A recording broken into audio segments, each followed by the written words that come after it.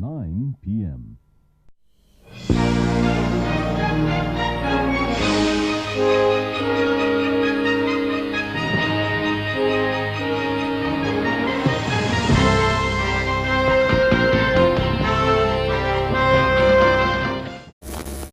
Good evening, ladies and gentlemen.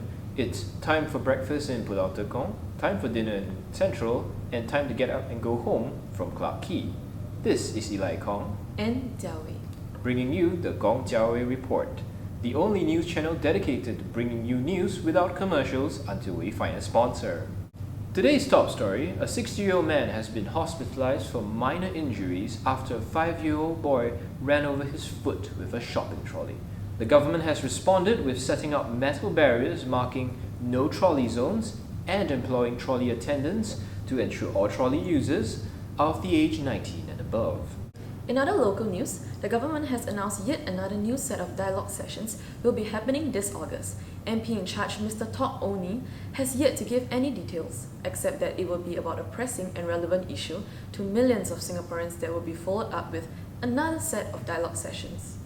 On to lifestyle, Singapore is hosting this year's Art to Art show, a travelling charity festival showcasing globally acclaimed iterations of both classic and contemporary art. However, the MDA has issued a last-minute formal statement that all forms of Renaissance art would be excluded from the festival on grounds of encouraging homosexual themes. The MDA has assured this timely and informed decision has nothing to do with the upcoming Pink Dot event held this June at Hong Lim Park. Moving on to medical news, the Ministry of Health has released a statement about a new disease with no symptoms. It's impossible to detect and has a 100% mortality rate. Fortunately, it's confined to Yishun. Thank you, Jia Wei. And now, for the main story. Freedom of speech. It's just like what a smart man once said. If you think 7 billion morons are a problem, wait till some of them get hold of a pen. That's right, freedom of speech has always been a touchy subject here. And to understand it, we must first go to the root of it. Article 14, the closest thing to a citizen's right here. However, unlike other rights overseas, it is not absolute, meaning instead of empowering, it can be restricted on 3 main grounds: national security, mortality, and foreign relations. So long the restricting power can prove it is necessary and expedient to do so without any need of actual legislative proof. Essentially, like your local town council building a convenient rain shelter, then taking it away because they didn't like the way you walked. Indeed, and so far 2019 is shaping up to be a year with more legal redundancies. Take a look at this legislation passed just this April. Singapore is waging a war against fake news, but human rights groups say it reaches so far, free speech is at risk. On Monday, the city-state submitted new laws in Parliament, which would require sites like Facebook to carry warnings on posts that the government deems false. It would also force them to remove comments that go against, quote, public interest. Singapore says free speech won't be harmed. However, internet firms and activists argue the laws put too much power in the hands of officials. Reuters' Fatanungu is in Singapore. I think the primary concerns about this new law, which is mostly coming from internet watchdogs, rights groups, and even the big tech companies, is the room for abuse by governments, because they are the ones who are deciding what is fact and what is not. According to the Asia Internet Coalition, these laws are the most extensive ones to date. The most extensive fake news laws they've seen. Yes, that's right, folks. Parliament has passed yet another law reinforcing the exact agenda that has been existent for decades. Put it this way, it's like if Trump finished building his high-tech border wall, looked at it and said, you know what this needs? Security ends. And that's not it. Laws like these don't just fuck with the general public, but also the media it consumes. Journalism plays a vital role everywhere. But look at this 2018 article headed Intolerant Government Self-Censorship, released by Reporters Without Borders, states that Prime Minister Lee Hsien Loong's government reacts quickly to criticism from journalists and does not hesitate to sue them, apply pressure to make them unemployable, or even force them to leave the country. Indeed, back in 2008, Singapore was ranked 144 on the Global Press Freedom Index. In response to this, then Law Minister K. Shanmugam was quoted as saying the ranking struck him as quite absurd and divorced from reality, and that American newspapers portrayed a repressive state that controls people's thought and unfairly target the press. Well, with that out the way, that's just it. We're currently 151 on the list and steadily dropping. And if it's any truth in this country, big numbers are always good numbers. So here is our biannual monthly recap roundup of statistical growths. Seen it? Live right here. Moving on. Do these big numbers and impressive charts really have anything to show? We have certainly grown comfortable with the benefits it comes with, but take a look at this 2012 dialogue session. I'd like to just ask that, because the control of the press has ensured the stability of the country in the past 40 years. However, us digital natives have been exposed to alternative sources of news, such as the New York Times and The Economist. So, as being exposed to these new sources of news, we've been turned off by the censorship, lack of press freedom, manipulation by the government, and of the press. I'm not done, guys, relax.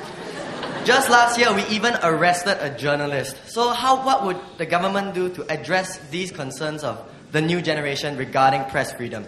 Well, if I didn't know better, that kid can take our jobs. But if you think that was good, wait till you hear the response.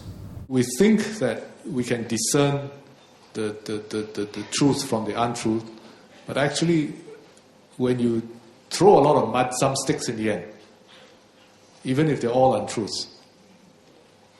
And you can see that. So I would say that your description is a caricature. What we want to have in Singapore is really a responsible media. And a responsible media space where it's not just loud voices. No.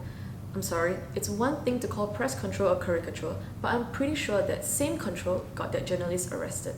The government's argument against freedom of speech is that Singaporeans aren't capable of striking a balance between the freedom to speak as well as to listen. And now we will never be able to, because their only response to new things will be to ban them. Yes, but a well-established and ancient piece of material tells us otherwise. The world map. It tells us many things, namely that there are other countries in the world besides the United States and the UK. This year's Press Freedom Index revealed its top 3 countries where people can not only speak freely, but live there safely as well. Looking at these numbers, Iceland, Denmark, and New Zealand rank 13th, 9th, and 8th respectively on the Press Freedom Index, and the top 3 on the safest countries list. But this goes beyond simply proving a balance of liberty and security can exist, but that careful strategic use of censorship rather than one used out of fear and simply to keep a responsible media. Just take a look at this discussion on a New Zealand talk show about censorship after the recent Christchurch shootings. This is not an unusual approach. We've taken exactly the same approach to this document as we do to any other terrorist promotional literature that we see, and we see that in this office. So when you've got a document that's promoting killing, that is providing ideas about how to commit terrorist acts and killing, and providing justifications for killing innocents and children, then that crosses the line. But how come Hitler's prescription can sit in the bookstores? Mein Kampf, you can't censor evil ideas, right? I think we have to be clear about this. You just made it. No, I'm censoring a document that is specifically full of evil ideas. It's full of evil ideas, but it goes further than that. It crosses the line. It exhorts people, directly exhorts people to kill and commit acts of mass terrorism, specifically, and tells them how to do that. So that's where the line is. I know, but if you mention the word Hitler, if you mention the name Hitler, what comes to mind? Holocaust. Horror. That's Horror. right. Yet his doctrine is sitting there. That's right. But you can't look away from that. That's where the line is. Why is one worse than the other? Because one is specific. One is directing people who are susceptible to creating this kind of carnage. The other is a reflection of evil ideas that needs to be out in society and debated and understood. It's a fine line, isn't it? It's a fine line. Exactly. Because the bigger issue isn't just how much a gamble it is to give citizens full autonomy with something as potentially game-changing as freedom of speech. And we can understand that, especially with our sensitive history. But we must handle it as such. In the end, folks, There is no clear-cut or even best solution to this debate, but only a constant state of striking a balance between freedom and censorship, which I can safely bet is a hell of a lot better than just keeping to a responsible media, whatever that happens to mean across the years. Well, that about wraps up tonight's segment. Just in time for the 9:30 p.m. news. I'm Jiao Wei. And I'm Dave Kong, leaving you with a message about your local town council. If you're going there to complain, you're never going to be alone. Good night.